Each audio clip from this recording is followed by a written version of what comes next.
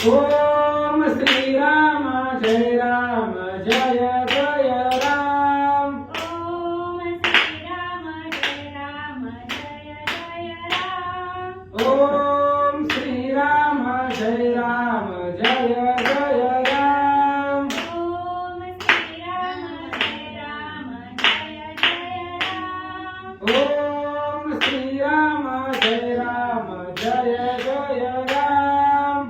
ओम श्री राम जय राम जय जय राम। श्री राम जय राम जय जय राम। श्री राम जय राम जय जय राम। श्री राम जय राम जय जय राम। श्री राम जय राम जय जय राम। ओम श्री राम जय राम जय जय राम। ओम श्री राम जय राम जय जय राम। ओम श्री राम जय राम जय जय राम।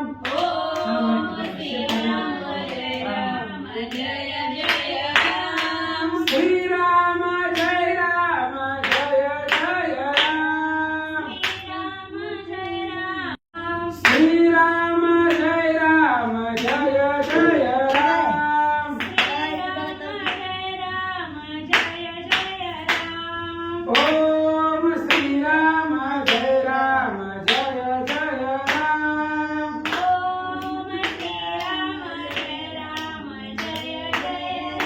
पुंडलिक वरदाई विठ्ठल श्री ज्ञानदेव तुकाराम पंढरीनाथ भगवान की जय। प्रभु श्री रामचंद्र भगवान की जय। चालू आहे का एक कल्पत होतं का? आता चालू आहे वक्रतुंड महाकाय सूर्यकोटि समप्रभ निर्विघ्नं कुरु मे देव सर्वकार्येषु सर्वदा लोकाभिरामं रणरङ्गधीरं राजीवनेत्रं रघुवंशनाथं कारुण्यरूपं करुणाकरन्तं श्रीरामचन्द्रं शरणं प्रपद्ये नीलाम्बुजश्यामलकोमलाङ्गं सीतासमारोपितो वामभागं पाणो महासायकचारुचापं नमामि रामं रघुवंशनाथं। आता जैसा हेसी तैसिया नमो तुझ श्रीराम राया। तुझे कृपे रघुवरिया स्तुती वदावया सामर्थ्य जेने पंढरी सारिखाची आपुला धामणगाव केला।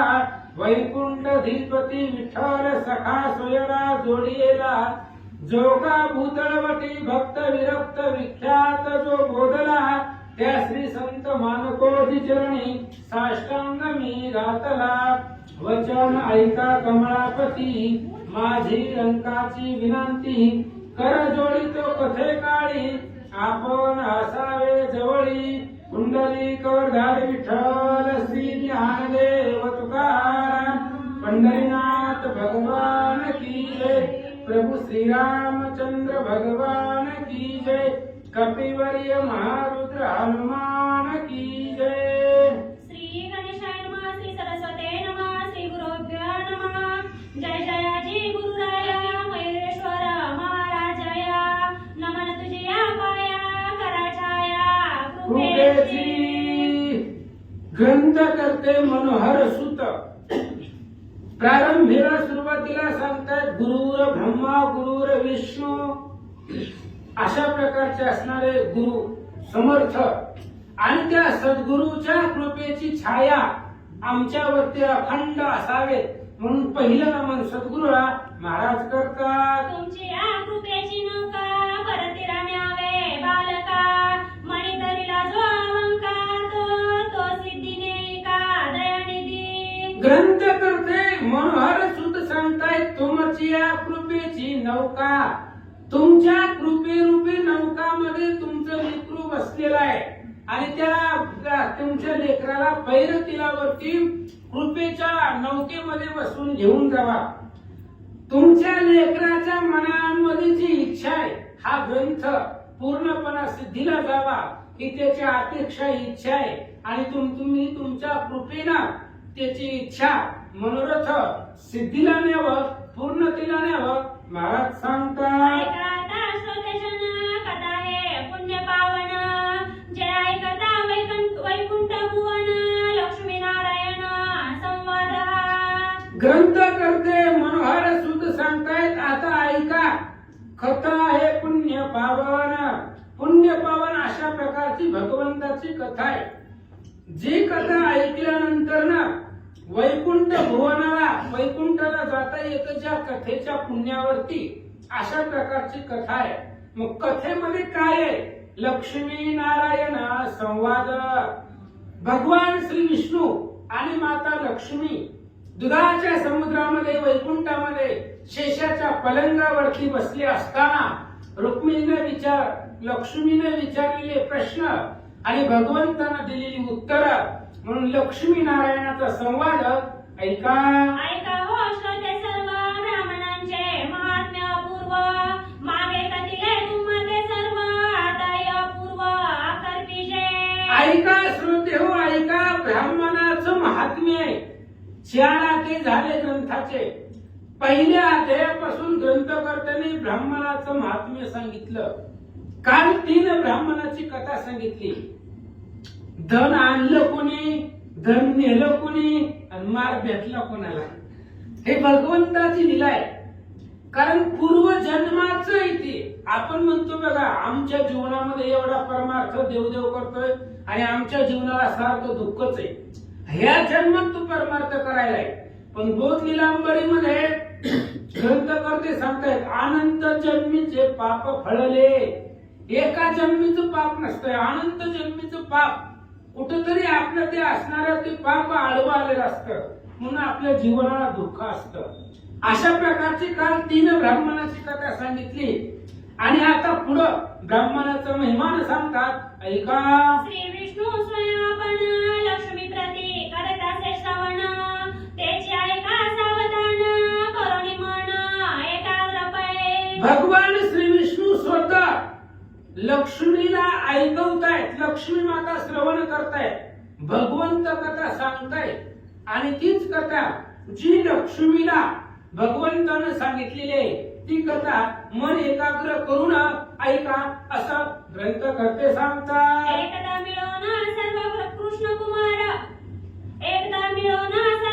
कुमार खेळत होते तेव्हा पार खेळत प्रवेशले दूर एकारण्य माझी ते. आता कथेला प्रारंभ झालेला आहे. कथा सांगायला सुरुवात केलेली आहे. एकदा भगवान श्रीकृष्णाची मुलं सांब आहे, प्रद्युम्न आहे, अनिरुद्ध नातू आहे अशा प्रकारची मुलं एकदा खेळण्यासाठी अरण्यामध्ये गेलेली होती आणि खूप द्वारकेपासून खूप लांब अंतरावरती एका अरण्यामध्ये भगवान श्रीकृष्णाची मुलं खेळण्यासाठी गेली होती. तिथं काय झालं? तेथे खेळता चेंडू सडला तो जाऊन एका कुपा माझी पडला तेथे पातला अर्भक मेळा पाती कुपा लागिते. आणि ती असणारे कृष्णाची मुलं अरण्यामध्ये खेळण्यासाठी गेले. क्रिकेट नावाचा खेळ ते खेळत होते आणि खेळत असताना चेंडू त्यांचा उसळला आणि उसळल्यानंतर एका विहिरीमध्ये कुपामध्ये त्याला कूप म्हणा विहीर म्हणा आर म्हणा त्या एका कुपामध्ये जाऊन तो चेंडू पडल्याबरोबर ती चेंडू आणण्यासाठी कृष्णाची मुलं सगळी त्या कुपाच्या जवळ आली. आल्याबरोबर काय दिसलं? तेथे आश्चर्य देखील नाही तया कुपा माझी तत्क्षणी प्रकलासा देखील तयानी प्रकलाश म्हणजे सरडतो. आणि त्या कुपामध्ये त्यांनी डोकावून पाहिलं. भयंकर प्रचंड मोठा असणारा ती कूप होती, विहीर होती, पडीक होती आणि त्याच्यामध्ये भव्य दिव्य सरडा, अतिशय मोठा सरडा जी कधी सुद्धा पाहिला नाही अशा प्रकारचा सरडा. त्या सरडात त्यांनी तो विहिरीमध्ये कुपामध्ये कृष्णाच्या मुलांनी पाहिला. तो सरडा पर्वताईसा कांती सुवर्ण मय सहसा म्हणती आजवरी सरडाईसा न देखो निज दृष्टी. आणि तो सरडा जर बघितला गेला तर पर्वतासारखा सरडा होता, भव्य आणि दिव्य मोठा. आणि त्या सरड्याची कांती म्हणजे शरीर सोन्याचं होतं, सुवर्णमय असं त्याचं शरीर होतं. आणि त्या कृष्णाच्या मुलांनी विचार केला, आपण सरडे अनेक पाहिले आतापर्यंत, पण एवढा मोठा सरडा पर्वताच्या आकाराचा आजपर्यंत आपण कधीच पाहिला नाही. एवढा भव्य दिव्य सरडा त्यांनी त्या विहिरीमध्ये कुपामध्ये मुलांनी पाहिला. मग समग्र मिळून एके ठाई प्रवर्तक झाले त्याचे डोई, सर्व मिळून ते समयी कर्षिते झाले तया ते. आणि मग त्यावेळेस ते सगळेजण मिळून एका जवळ आले, त्या डोहाच्या जवळ आले, कुपाच्या जवळ. आणि आल्यानंतर ना त्याच डोहाच्या जवळ येऊन उभा राहिले, विचार करू लागले. एवढ्या भव्य दिव्य सरडा आणि त्या सरड्याला बाहेर काढावं म्हणून आकर्षणाचा प्रयत्न कृष्णाची मुलं करू लागले. सर्वबंधनी बांधिला दृढ, तव बोलता झाला तो सरड. हे मुलं हो सर्वही मूढ, तुम्हा माझी प्रौढ तो कवन. आणि त्यांनी तो असणारा सरडा बांधला, त्याला बाहेर काढायचा विचार त्यांनी केला म्हणून बांधला. बांधल्याबरोबर त्या सरड्यानं बोलायला सुरुवात केली. सरड्यानं बोलायला सुरुवात केली, बाबांनो, मुलांनो, तुमच्यामध्ये सगळ्यात मोठं कोण आहे? आता तुम्ही सगळी मुलंच आहे, मग तुमच्यामध्ये श्रेष्ठ, सगळ्यामध्ये मोठा असा कोण आहे? त्याला पुढे या, असं तो सरळ बोलू लागला. मनुष्यवाणी तो बोल पाही, आश्चर्य करू लागले सर्वही. मग सांभा प्रद्युम्न ते समयी बोलते झाले तया ते. आणि तो सरडा मनुष्यवाणीने बोलत होता, आपण जसं बोलतो तशा पद्धतीने तो सरडा बोलला. बोलल्याबरोबर कृष्णाच्या मुलाला सर्वांना आश्चर्य वाटलं. एकतर एवढा सरडा कधी बघितलाच नाही, आणि त्यात सरडा बोलतो हे पण कधी पाहिलं नव्हतं. आणि तो सरडा बोलू लागल्याबरोबर त्याने विचारलं होतं, तुमच्यामध्ये सगळ्यात मोठा कोण आहे? त्यावेळेस प्रद्युम्न, त्याला मदन म्हणतात, रुक्मिणीचा मुलगा आहे तो, भगवान श्रीकृष्णाचा प्रथम ज्येष्ठ मुलगा आहे प्रद्युम्न, पुढे आला. आणि सांब जांबुवंतीचा मुलगा आहे तो सांब पुढे आला. आणि दोघ जण काय म्हणतात? म्हणती चतुरपणे बोलची भाषा, तरी तू आहेस कवन महापुरुषा. तुझी तव व्हावया ऐशी दशा, कारण काय निवेदी. आणि त्या सांब प्रद्युम्नानं बोलायला सुरुवात केली, अरे तू एवढं मनुष्यवाणीनं बोलतो, हुशार आहे, चतुर आहे, ज्ञानी आहे, मग तू सरडा झाला कशामुळं? कारण मनुष्यवाणीने बोलतोय, मग सरडा होण्याचं काय कारण आहे? अशी दशा तुझी कशामुळे झाली? ती सगळी कथा सांग, असं कृष्णाची मुलं त्या सरड्याला बोलतात. मग तो सरडा ते काळी पाही, वदता झाला तया देई. म्हणे मुलं हो ऐका सर्वही, पूर्वकथन माझे हे.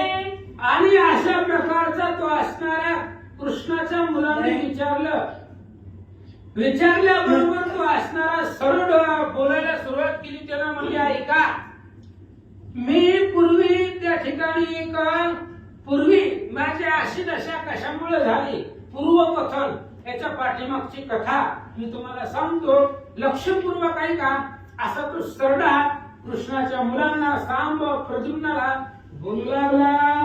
पूर्वी मी राजेंद्र देखा, इक्षुक मुंशी असे राज्यभार चालवी विवेका, धर्मन्याय प्रतापी. आणि त्या सरड्याने सांगायला सुरुवात केली, मी पूर्वी राजा होतो, इक्ष्वाकु कुळ म्हणजे सूर्यवंशामधला मी राजा आहे.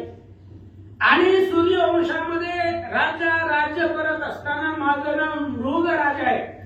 आणि मी धर्मानं, न्यायानं, प्रतापानं, नीतीनं मी त्या असणाऱ्या राज्य करत होतो. आणि राज्य करत असताना पुन्हा काय झालं? दान करिताचे अपार नित माझा कारभार, वयसा सुवर्णमय साचार, ते कोणी सुरवर मानवती. आणि ऐका, मी पूर्वी राजा होतो, अफाट संपत्ती माझ्यापाशी होती, आणि मला दान करायची एक इच्छा होती, त्याच्यामुळे मी सारखं दान करत असतो.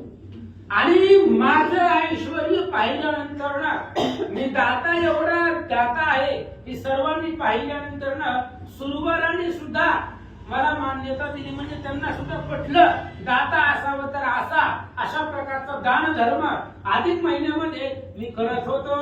ऐसे असता एके काळी मलमासाची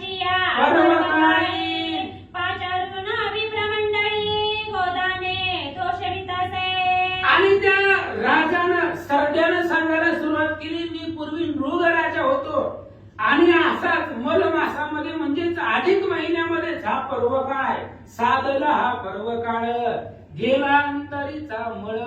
हे अधिक मास महिना म्हणजे पर्व काळ आहे आणि या पर्व काळाच्या पुण्य दिवसामध्ये हजारो गायी दान देण्याचं मी ठरवलं. म्हणून एका ब्राह्मणाला बोलवलं आणि या अधिक महिन्यामध्ये हजारो गायी मी दान केल्या.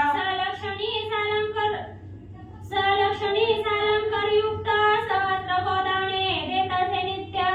पुढे परिसीचे वृत्तांत वर्तला तो अवतारा. ऐका म्हणजे सालंकार युक्त 1000 गायी रोज देत होतो मी. रोज हे असणाऱ्या अधिक महिन्यामध्ये पूर्ण महिनाभर रोज कुठल्या बी एका ब्राह्मणाला 1000 गायी नित्य सांगितले रोज देत होतो. आणि एक दिवस असंच काय झालं ते ऐका. एका ब्राह्मणाते देणू दिली दान तव ते कळपात आली पळून. दुसरे दिनी सेविकी धरून उभी केली दानार्थ. ऐका लेकरांनो माझी पूर्वकथा ऐका.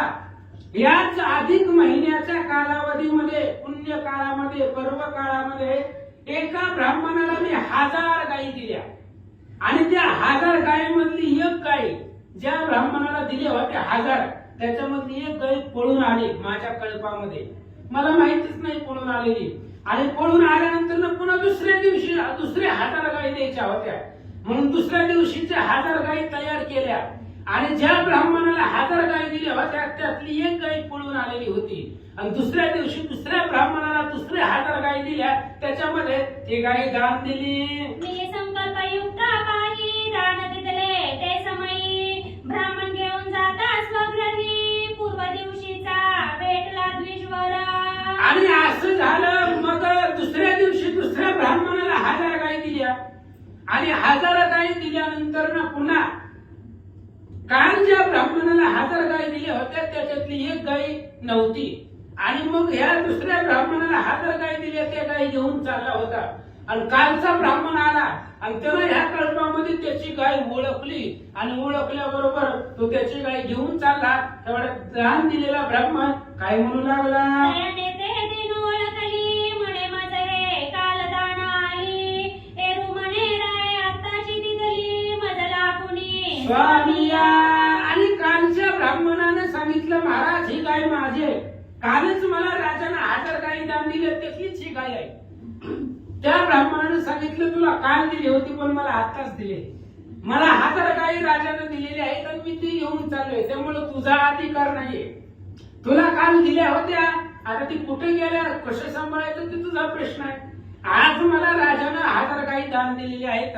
असे दोन ब्राह्मण आपापसात बोलतात. मी तो न देई तुम्हा ते एरू जाऊ न देई कया ते कलह मांडीला उभे तंटे आले धावत मजमागी. आणि मग ती दोघं ब्राह्मण ऐकत नव्हती. कालचा ब्राह्मण म्हणायचा माझी गाय आहे राजाने मला दिलेली ती पळून आली. आजचा ब्राह्मण म्हणायला मला राजाने आत्ताच नाही 1000 गायी दान दिलेले त्यामुळं कालचा ब्राह्मण म्हणायचा माझ्या गायी मला दे. हे ब्राह्मण म्हणायचं मला राजाने दिलेले मी काही देत नाही. अशा प्रकारचे दोघांमध्ये वाद लागला आणि दोघही ह्या मृगराजापाशी न्याय मागायला आले. मग मी समजावी दोघांचे नेनोनी अपराध घडला माते. म्हणे हेची पालटे तुम्हा ते देणू देतो दुसरी मी. मग मी दोघांची बी समजूत काढली म्हणले जाऊ दे एका गायीसाठी का भांडायला. अरे 1000 गायी दिलेत ना तुम्हाला. बरं तुम्हाला एक गाय कमी आहे ना दुसरी गाय त्याच्या बदल्यात घेऊन जावा. मी काही नको म्हणायलो का. मग काय एका गायीसाठी भांडायला लागला.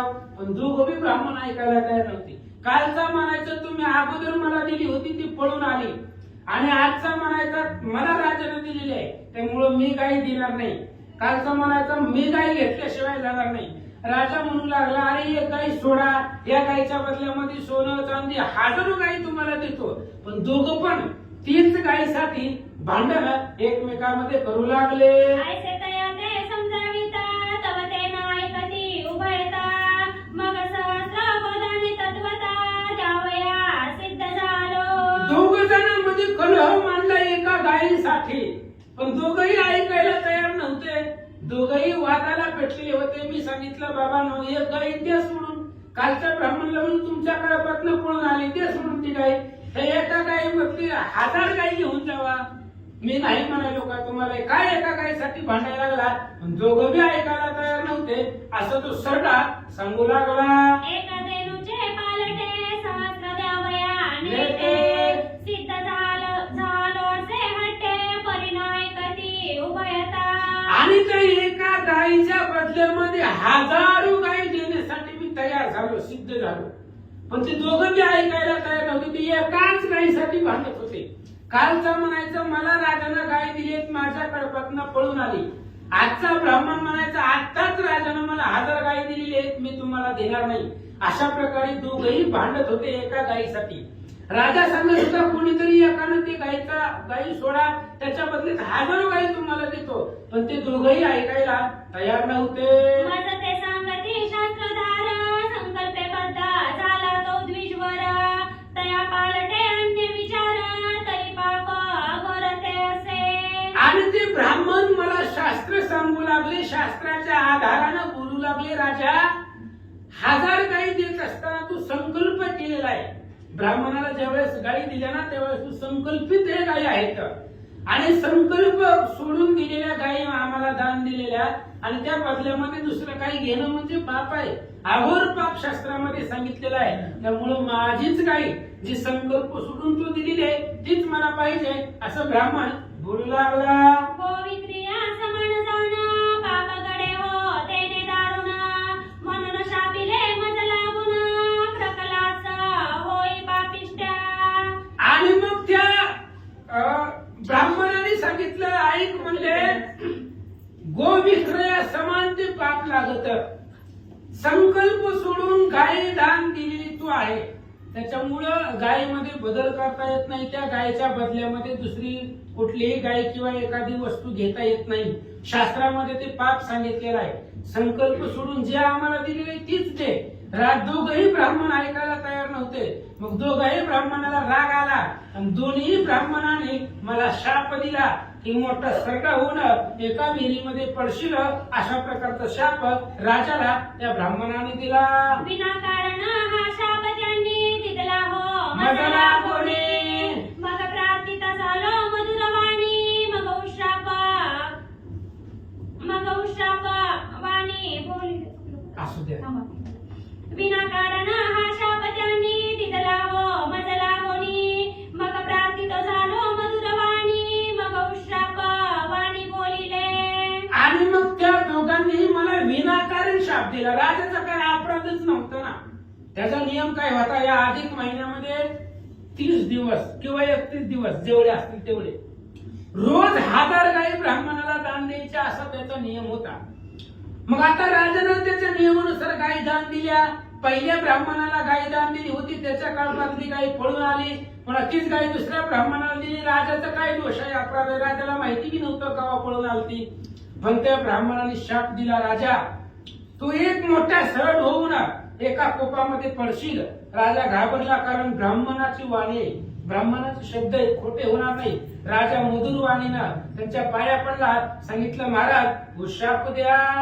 कृष्ण कुमाराची दृष्टी पडता तय उद्धार होई तुझा निरूपणाता तोची प्रसंग जाणाता सिद्धी निरूपता पातलासे. त्यावेळेस त्या दोन ब्राह्मणांनी सांगितलं राजा भगवान श्रीकृष्णाची मुलं क्रिकेट खेळत खेळत इथं येतील आणि त्यांचा चेंडू या विहिरीमध्ये पडेल.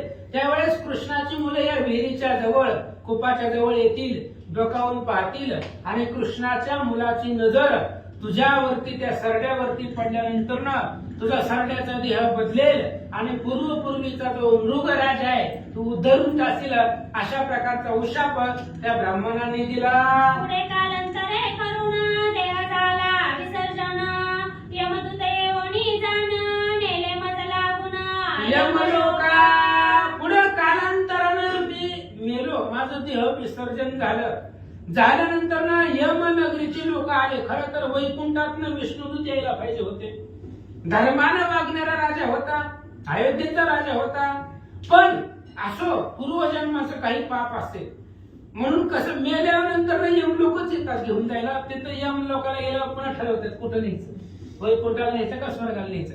किती दिवस रामायणाला आला होता महिन्यातनं सगळे रेकॉर्ड ठेवतात यमनगरातली लोक चित्रगुप्त मग असं म्हणले यम लोक मला घेऊन गेला आले आणि आल्यानंतर ना पुन्हा यम राजा काय म्हणले ते म्हणे माझा सत्कार केला ते अति आदरा विप्रशाप परम दुर्धरा गाठी सासे माझे पाय यमानं माझा सत्कार केला मान केला पुण्य पुरुष लोकांचा मान यम करतो बरं का पांडवांचा पिता तो असणारा पांडवांचे वडील जे होते ते सुद्धा यमनगरीला राहत होते आणि यमनगरीला राहत असताना नारद तिथं आले नारदांनी सांगितलं नारदांना सांगितलं महाराज तुम्ही मृत्यू लोकाला जर गेलाव तर माझ्या मुलांना सांगा राजसूय यज्ञ करा त्या यज्ञानं मी यम नगरीमधून स्वर्गाला जाईल इथं यम काय मला त्रास देत नाही पण शेवटी यम नगर आहे इथं माझं मन वितत आहे मला इथं राहू वाटत नाही त्यामुळे माझ्या पोरांना सांगा राजसूय यज्ञ केला की मी स्वर्गाला जाईन पंडू राजा नारदांना सांगितलं होतं अशा प्रकारे यमराजा बोलू लागला यमराजाने सांगितलं राजेसाहेब मृगराजा तुम्हाला ब्राह्मणाचा शाप झालेला आहे त्यामुळे तुम्हाला सरड व्हावंच लागल आणि सरड्याच्या देहाला तुम्हाला जावंच लागेल अशा प्रकारे यम त्या मृगराजाला बोलू लागले योगे करुणी जाण मज बोले सूर्यनंदन तुनुरूप पुण्य पावन परिवी प्रवचन नाचुके आणि त्यावेळेस यमाने सांगितलं यम सूर्याचा मुलगा आहे नीलाभासम यमाग्रजम अशा प्रकारचा असणारा यम आणि त्या यमाने सांगितलं महाराज आता ब्राह्मणाचा शाप तुम्हाला झालेला आहे त्याच्यामुळे तुम्ही सरळ होऊन पृथ्वी तलावरती जावा ब्राह्मणाचं वचन शब्द कुणालाही खोटे करता येत नाही ते चुकत नाही असं यमानं त्या राजाला सांगितलं या लागीन रूपवर्या पाणी माझं भोगन लागे सरळ देई म्हणून प्राप्त झाले तै समयी त्याची पाणी भोगू आता म्हणून याच्यासाठी मला माझ्या देहाला सरळ मला देहाचा जन्म घ्यावा लागला तो सरडा कृष्णाच्या मुलांना कथा सांगू लागलेला आहे की सरड्याच्या देहाला मला काय यावं लागलं माझा अपराध तर काही नव्हता पण न कळत अपराध घडलेला आहे आणि त्या अपराधासाठी मला ब्राह्मणाने शाप दिला म्हणून मला या सरड्याच्या देहाला यावं लागलं अशा प्रकारची पूर्वकथा त्या सरड्यानं म्हणजे मृगराजानं कृष्णाच्या मुलांना सांगितले तरी तुम्ही आता ऐकावे कृष्ण दर्शन मज करवावे जावळी तया निविदावे वृत्तांत माझा आणि त्या सरड्यानं सांगितलं तुम्ही एक करा आताच्या आता जावा आणि द्वारकाधीश भगवान श्रीकृष्ण त्या कृष्णाला इथं घेऊन या कृष्णाचं दर्शन झाल्याशिवाय माझा उद्धार होत नाही कारण भगवंताच्या दर्शनामध्ये ते पुण्य आहे मृगराजाने सांगितलं ते सरड्याने सांगितलं तुम्ही जावा आणि तुमच्या पप्पाला म्हणजे कृष्णाला बोलवा आणि कृष्णाची दृष्टी पडल्याबरोबर माझा उद्धार होईल अशा प्रकारे तो सरडा कृष्णाच्या मुलांना बोलू लागला श्री गणेशाय नमः श्री प्रभू रामचंद्राय नमः एकोणी तयाचे उत्तर धावत गेले कृष्ण कुमार करुणी देवता नमस्कार समाचार सांगितला त्या सरड्याचं बोलणं ऐकलं सरडा एक तर बोलत नाही आणि असं सगळं त्यांनी कधी पाहिलाच नव्हता पर्वतासारखा सरडा होता मनुष्यवाणीने बोलू लागला कृष्णाची मुलं पळत पळत पळत कृष्णापाशी गेले भगवंताला नमस्कार केला त्यांचे ते वडील होते आणि देवादिदेव परब्रह्म भगवान श्रीकृष्ण आहे त्या कृष्णाला नमस्कार ह्या मुलांनी केला आणि काय सांगतात प्रत्यंत एकदाच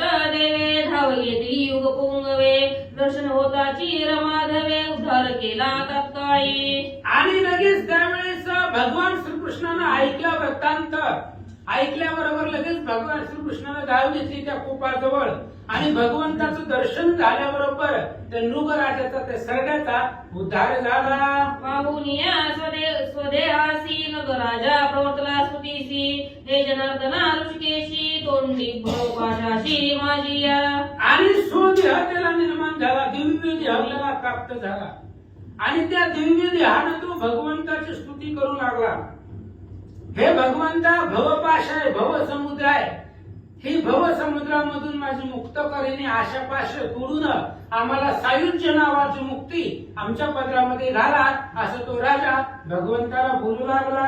हे केशव मधुमूर संहारणा, हे कृष्ण विष्णू जनार्दना, जगपाळका दिनोद्धारा, नारायणा दयाधीने. मृग राजा उद्धार झाल्यानंतर ना भगवंताची स्तुती करू लागलेला आहे. हे असणाऱ्या भगवंता दयानिधी आहे, कृपेचा कोवळा आहे, दिनाचा उद्धार करणारा आहे आणि मधुमुरहर राक्षसांचा संहार करणारा अशा प्रकारच्या भगवंता, जगाचा पालन करणारा, दिनाचा उद्धार करणारा तुम्ही भगवंत आहात. अवलोकिता कृपानयनी पूर्वदेह आठवला मनी, दर्शन झाले मजला कुणी, पूर्ण पुण्य करुणी स्वामिया. भगवंता तुम्ही कृपेनं माझ्याकडे पाहिलं, तुमचं दर्शन झालं, मला पूर्व स्मरण झालं, पाठीमागच्या जन्माचं मला आठवलं, पूर्व देह मला प्राप्त झाला, हे तुमच्या दर्शनापासून मिळालेला लाभ आहे. अशा प्रकारे तो राजा बोलू लागला. ऐसी स्तुती करिता राव संतोषे बोले रमाधो, तू आचरवासी व्रत प्रभाव म्हणून पाहो देव भेटी. आणि अशा प्रकारची स्तुती केल्यानंतर ना भगवान श्रीकृष्णाने सांगितलं, राजा तुला माझं दर्शन होतंय, देवांचा देव आहे तू कृष्ण, तुला देवाचं दर्शन झालं, त्याचं एकच कारण आहे, अधिक महिन्यामध्ये तू गायी दान केले होत्या आणि अधिक महिना म्हणजे पूर्व पुण्यकाळ आहे, पर्व काळ आहे आणि अपर्व काळावरती तो गोदान केलं, त्या पुण्यावर, त्या पुण्याच्या प्रभावानं आज देवाची म्हणजे माझी भेट झाली. कृष्ण भगवंत बोलू लागले. या लागी केले कर्म जे देवाया जाई नाही नृपवर्या, आणि ब्राह्मण पूजनाची चर्या ती या समया फळली से. म्हणून ऐका, जे जे कर्म केलेलं आहे ते वाया जात नाही. चांगले केलेलं कर्म कधीच वाया जात नाही महाराज. आज आपण हा ग्रंथ लावला, ऐकलं महिनाभर ऐकलेल्या ग्रंथाचं पुण्य कुठं ना कुठं आपल्या कामाला उपयोगाला येणार आहे. हे पुण्य नाश पावत नाही, अविनाशी पुण्य आहे. आपल्या कुठं ना कुठं ते कामाला येणार, पापामधून आपल्याला सोडवणार. म्हणून चांगली केलेली कर्म कधीच वाया जात नाही, असं भगवंत बोलू लागले. मग पाचारून समग्र कुमार तया प्रती बोले शारंडर, म्हणे अन्याय के उतका रूपवर कर देव केवढा झाला. भगवान श्रीकृष्ण आपल्या मुलांना जवळ बोलवलं आणि यादवासी म्हणे श्रीकृष्ण नाट पहा, अन्याय तरी किंचित केवढा झाला अनर्थ, पुण्य पुरुष रायाते हरिविजय आते 36वा. ही नृग राजाची कथा अनेक वेळा ऐकलेली आहे. हरिविजय ग्रंथामध्ये आहे, भावार्थ रामायणामध्ये उत्तरकांडाच्या 54व्या अध्यायामध्ये कथा आहे आणि या ग्रंथामध्ये कथा आहे. म्हणजे जिथे जिथे ब्राह्मणाची कथा सांगितली जाईल तिथे तिथे ही कथा येते. भगवान श्रीकृष्ण आपल्या मुलांना सांगतायत, बघा अन्याय किंचित आहे, राजाचा अन्यायच नाही, पण केवढा मोठा भयंकर शाप या राजाला मिळाला, म्हणून ब्राह्मणाला भिवून राहावा. भगवान श्रीकृष्ण आपल्या मुलांना सांगू लागले. या लागी ब्राह्मणाचे जे विहोन करते तयाचे पूजा स्तवन, सद्भावे घालिती जे भोजन तरी मी जनार्दन संतुष्टे. म्हणून ब्राह्मणाला भिवून राहावा, ब्राह्मणाच्या पुढे हात जोडा, त्यांच्या पाया पडा, त्यांच्या पुढे दांडपणा करू नका, नमस्कार करा, वाका त्या ब्राह्मणाच्या पुढे. कारण ब्राह्मणाला भिवून राहावा. त्यांना जर एखादा शब्द मुखातून बोलले तर त्यांची वेदवाणी असते, ब्राह्मणाच्या वाणीमध्ये सत्यता असते. काय जर ते शाप बोलले तर ते खरा ठरतो, म्हणून त्यांना भिवून राहावा असं भगवान श्रीकृष्ण मुलांना सांगतात. रण उत्साह क्षत्रियासी तृण उत्साह देवशी आमंत्रण उत्साह ब्राह्मणासी कृपणासी धन उत्साह. रण उत्साह क्षत्रियासाठी युद्धाचा उत्साह, म्हणजे क्षत्रियाला युद्ध बघितले की आनंद होतो. तृण उत्साह देवसी, गायीला गवत पाहिले की गायीला आनंद होतो. आमंत्रण उत्साह ब्राह्मणासी, ब्राह्मणाला कोणत्याही कार्यक्रमाचं आमंत्रण दिले की त्यांना आनंद होतो.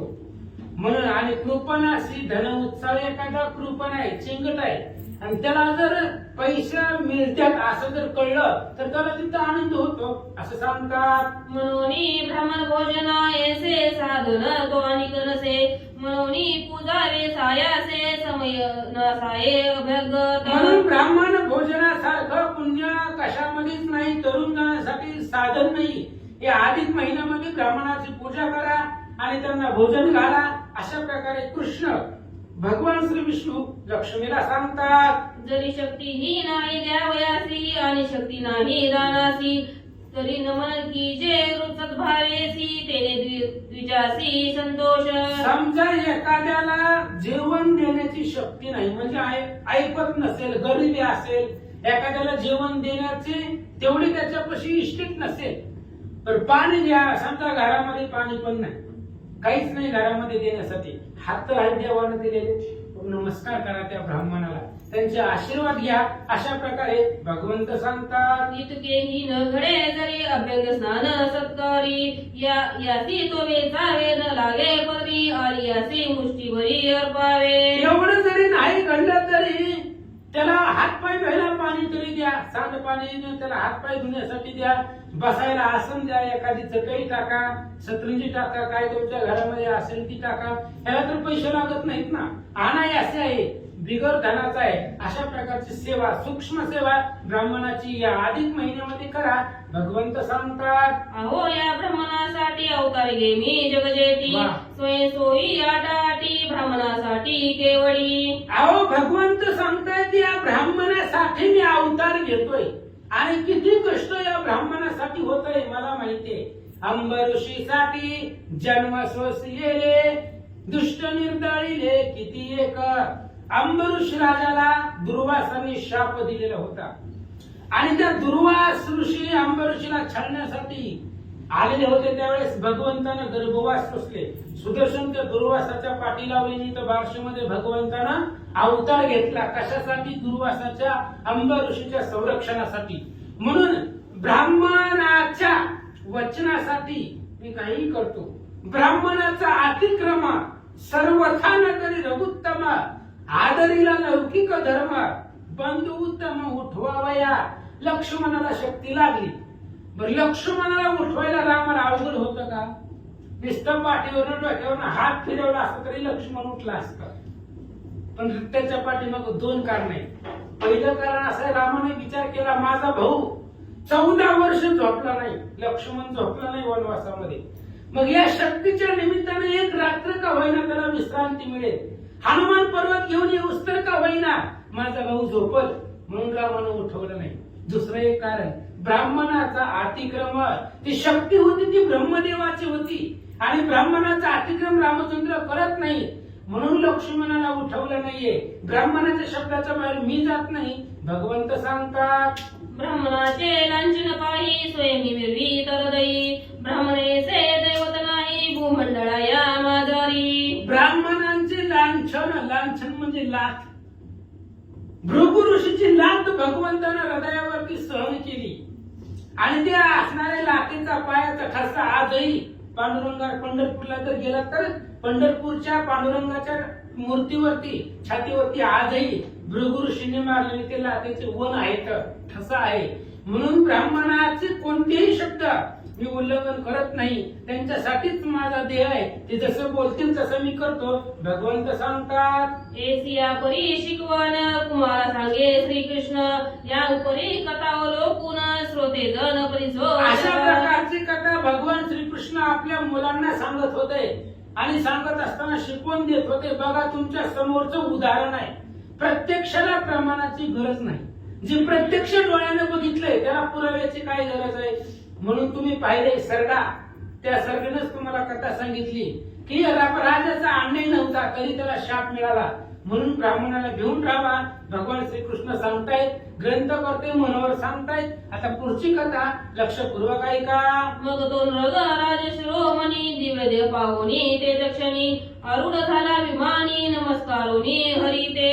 श्रीहरीला भगवंताला कृष्णाला नमस्कार केला. दिव्य देह त्याला प्राप्त झाला आणि दिव्य देह प्राप्त होऊन आता दिव्य देहावरती 2 मिनिटं बोलतो. बघा आपल्याला सुद्धा दिव्य देह भेटतो रामायणाच्या कथेमध्ये भगवान श्रीकृष्ण वैकुंठाला जाताना प्रत्येकानं शरयू मध्ये उडी टाकली की सूक्ष्म देह स्थूल देह संपायचा आणि दिव्य देह प्राप्त व्हायचा आणि विमानामध्ये बसून ती वैकुंठाला जात होती. ही राजाचा स्थूल देह तिथं संपला, सरण्याचा देह होता तिथं पडला, दिव्य देह प्राप्त झाला. आपल्याला सुद्धा दिव्य देह प्राप्त होतो. बघा, आपण मेल्यानंतर ना आपलं शरीर जाळून टाकतं, जाळल्यानंतर शरीराची माती होते, शरीर इथंच संपतं. संपल्यानंतर ना पुन्हा तिसऱ्या दिवसापासून 10वीच्या आतमध्ये 9व्या दिवसापर्यंत नवमिश्र श्राद्ध म्हणतात त्याला. रोज एक घालण्याचं श्राद्ध त्याला नवमिश्र श्राद्ध म्हणतात. आणि ते पिंड असतं नैवेद्य घरामध्ये करून जे मशानभूमीमध्ये जिथं जाळे तिथं नेऊन रोज 9 दिवस त्याला ती पिंडदान करावं लागतं. आणि रोज एका दिवसाच्या पिंडानं एक अवयव तयार होत असतो. हा दिव्य देह आहे. आणि ह्या दिव्य देह अशा प्रकारचा हळूहळू 9 दिवसापर्यंत तयार होतो. 10व्याची क्रिया झाल्यानंतर ना 13वाचा नैवेद्य दाखवल्यानंतर ना विमानामध्ये बसून त्याचा प्रवास चालू होतो. आता त्याच्या कर्मानुसार त्याचा प्रवास असतो. हे गरुड पुराणामधला विषय. तर त्यानं पाप केला असेल तर वर्षश्राद्धापर्यंत 6व्या वर्षश्राद्धापर्यंतचा प्रवास चालू असतो. 6व्या मासिकापर्यंत निम्म्या रस्त्यामध्ये जातो. 84 नरक सांगितले गरुड पुराणामध्ये. आणि 84 नरक त्या लोकांना, पापी लोकांना भोगावीच लागतात. आणि मग जात असताना तलवारीची पानं असतात, पुवाची रक्ताची नदी असते, तिथून पार करत करत करत ते यमलोकापर्यंत जातो. पूर्ण वर्ष श्राद्धापर्यंत त्यांचा प्रवास चालू असतो. आणि जर असं पुतीला परवला कधी आलेला असतो डायरेक्ट वैकुंठाला, त्याला यमनगरीचा मार्ग लागतच नाही. अशा प्रकारचा दिव्य देह त्या राजाला प्राप्त झाला. विमानामध्ये बसला, भगवंताला नमस्कार केला, वैकुंठाला गेला. या प्रकारे नंदनकुवर पावता झाला उद्धार, म्हणून या धरामर अगोदर पूजावे. म्हणून नृग राजाचा उद्धार झाला, विमानामध्ये बसला, निघून गेला. म्हणून ग्रंथकर्ते सांगतायत धरामर म्हणजे ब्राह्मणाची पूजा अगोदर करा. पहा केवढा दयान भगवंते, दिदलासे ब्राह्मणाते, ब्राह्मणाधीनची प्राप्ती दैवते, ब्राह्मणाधीन ते मंत्र. पहा केवढा अधिकार भगवंतानं ब्राह्मणाला दिलेला आहे. ब्राह्मणाधीन भगवंत आहे. सगळे मंत्र ब्राह्मणाला येतात. का आपल्याला येते एखादा मंत्र येते का तुम्हाला? नाही, मला पण येत नाही. मंत्र आपल्याला येत नसतात, ते ब्राह्मणाच्या अधीन मंत्र असतात. सगळे मंत्राचं दैवत ब्राह्मण आहे. ब्राह्मणाचे वेद मंत्र पाठ असतात. एवढा अधिकार भगवंताने ब्राह्मणाला दिला. भावया गोमंडळी विख्याती, भागीरथे आणली भागीरथी, जी जगाते पूर्ण करीती, परिसाधू धरती तया ते. जगाला पावन करण्यासाठी भगीरथ राजानं, सूर्यवंशामधला भगीरथ राजा त्यानं भागीरथी आणली पृथ्वी तलावरती. आणि ती भागीरथी म्हणजेच काशीची गंगा आहे. आणि ती गंगा जगाला पावन करते. एकदा भागीरथी तटाकी स्नान कीजे समग्र लोकी, तो नारद तेथे द्रोणी अवलोकी, परिण स्पर्श सलीला. एकदा भागीरथीच्या तटावरती किनाऱ्यावरती सगळे लोक स्नान करत होते. आणि आपले नारद महाराज हातामध्ये विना घेऊन फिरत फिरत काशीला त्या भागीरथीच्या नदीच्या किनाऱ्यावरती येऊन थांबले. आणि येऊन थांबल्याबरोबर तव गंगा म्हणे मुनिवर्या, दुर्मीची अवलोकोनिया, का स्पर्शो नद्याशी पाया, करा छाया कृपेची. गंगेनं बोलायला सुरुवात केली. म्हणले महाराज, आमच्यावरती कृपेची छाया करा, आम्हाला आमच्या त्या नदीमध्ये पात्रामध्ये स्नान करा, तुमचे असणारे पाय माझ्या पात्राला लागू द्या, असं गंगा बोलू लागले.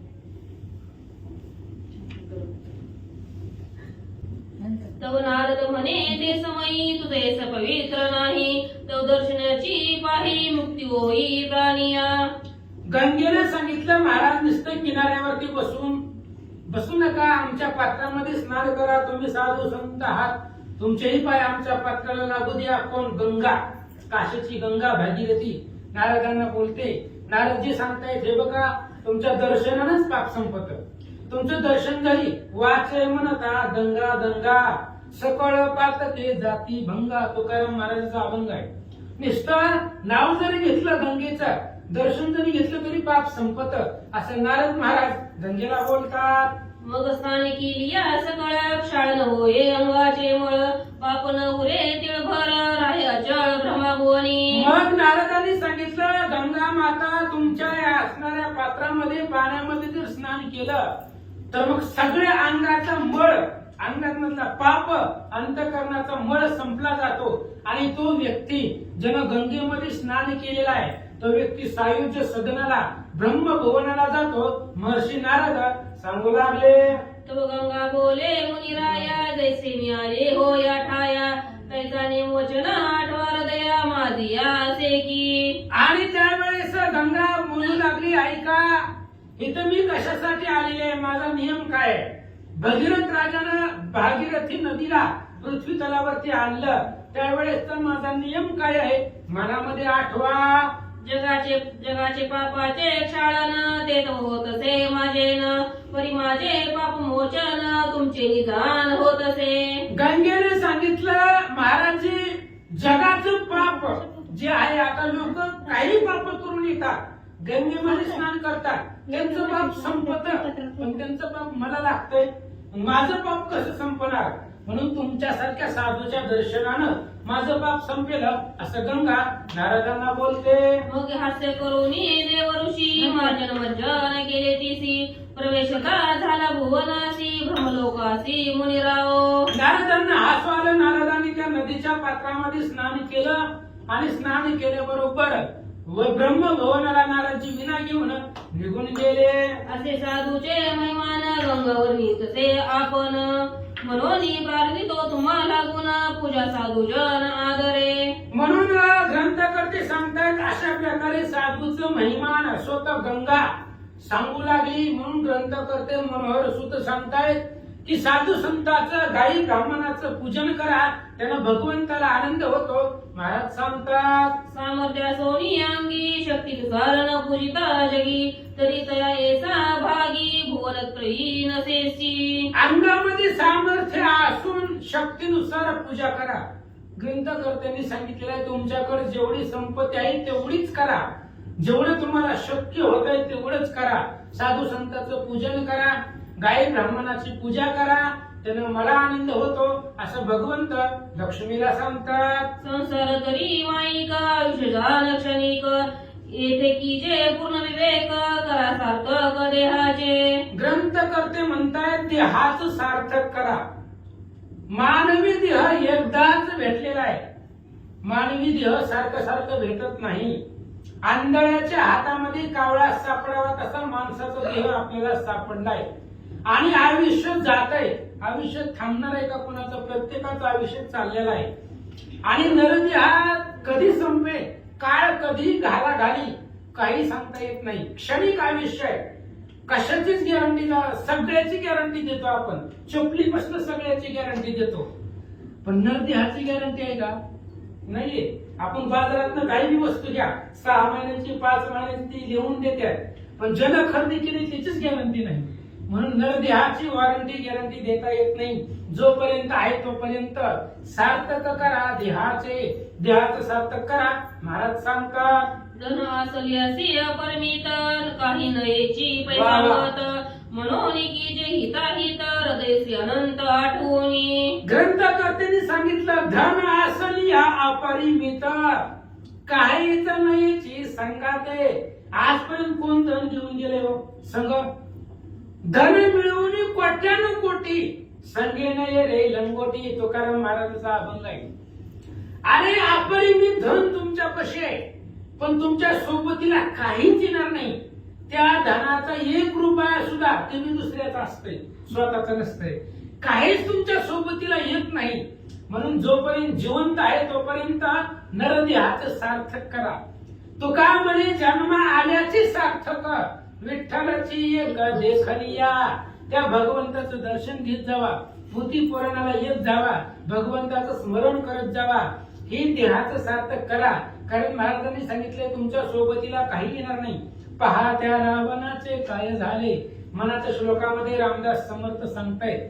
बघा त्या रावणाकडे इष्टित किती होती, संपत्ती मोजता येत नाही त्याची, एवढी संपत्ती होती, पण पाणी पाजायला सुद्धा त्याला कोणी नव्हतं.